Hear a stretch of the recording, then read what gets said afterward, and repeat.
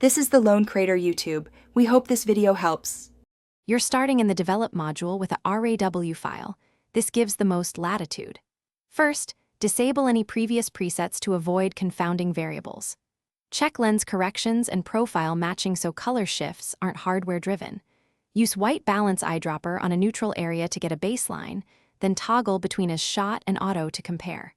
Once done, dial exposure or highlights slightly so neutral samples read midtones. This stabilizes the next color corrections. Now you'll fine-tune the color cast. Adjust temp and tint slowly while watching neutral areas at 100%. Small moves have big effects.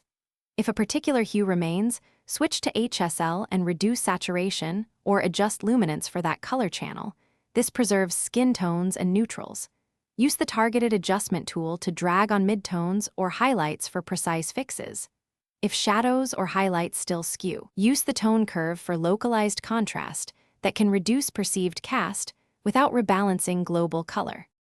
Finish by reviewing the full image at normal size and then at 100% to confirm neutral areas are neutral.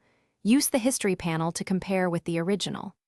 Tweak the camera calibration panel. Small profile and channel adjustments can remove stubborn casts caused by camera sensors. Export a test JPEG and view on another device if the cast persists. Enable soft proofing for your target output and adjust export profile or repeat subtle WB/HSL tweaks.